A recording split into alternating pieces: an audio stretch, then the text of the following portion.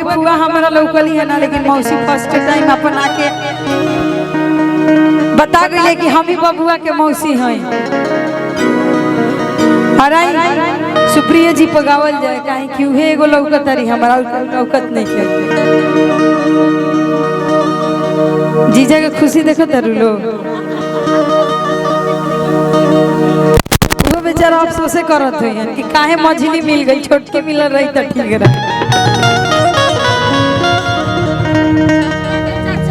अच्छा अच्छा बबुआ के यहाँ चाचा हैं, मंच पावे में लजात नहीं ऐसे नीचे ही से कैसे घुमा दे। का नाम पड़ी बबुआ के चाचा के? बूढ़ा। देखी बबुआ में कहा था बाबू ही बोल रहा है कि हमारो बूढ़ा चाचा के नाम आता ना,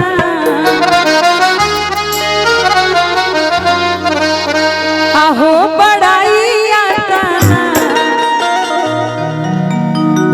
और देखी सर टकिया के 4 गो नोट ला के फेंक के अपना आप के बड़का अंबानी समझता है। तो वे बबुआ में कहा था आ खाली सर टकिया पची भाई ले शिकायत करता ना,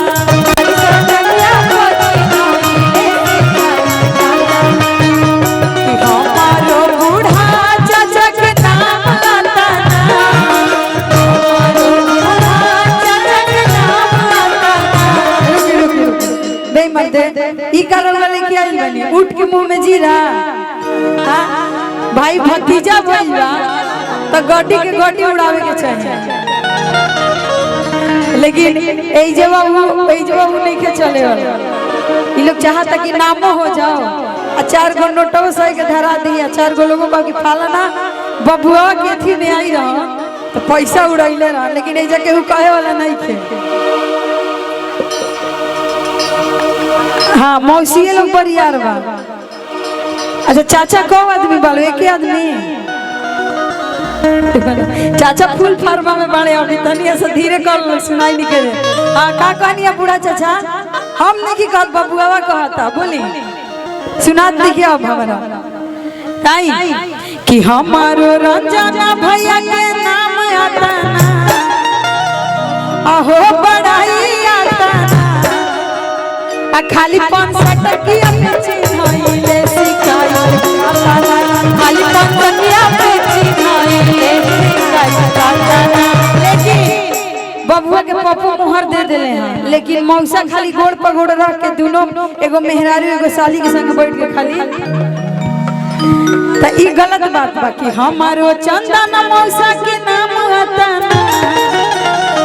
ई वीडियो YouTube पर पढ़ल रही, जब बबुआ बड़ होई तो जरूर कही कि हेमा फुआई रही तो हमार नाम रख के तो कम से कम गईले बड़ी कि हमारो चंदन मौसा के नाम आता ना, हो बड़ाई आता ना। आई हे गोले में चुसना उड़ावे शिकायत करता ना,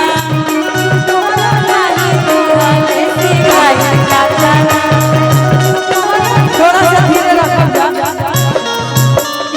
कौन होगा?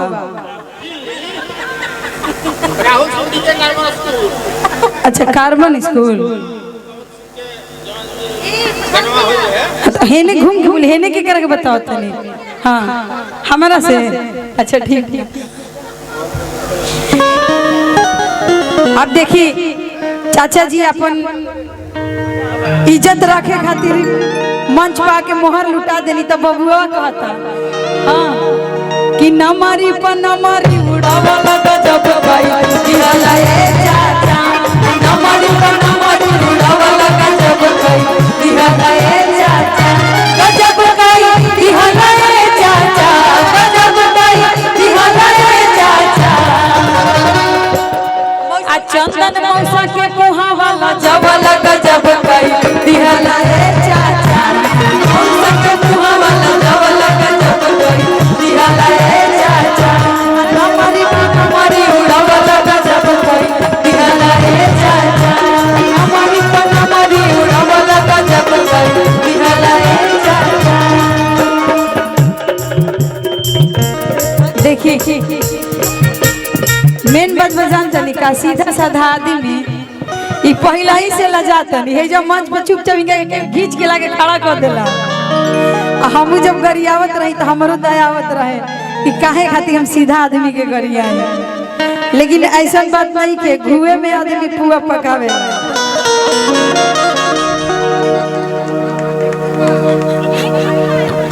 अब पटैल ही पकैल तबे न बबुआ के मौसी के पटा ले वो छोटकी मौसी के बड़की तो एनी टाइम बढ़ले बड़ी अवेलेबल। हाँ माई के देखिए भाभी इतनी खुश है और इनके चेहरे की स्माइल बहुत बहुत बहुत खूबसूरत है, मैं बता नहीं सकती। और देखिए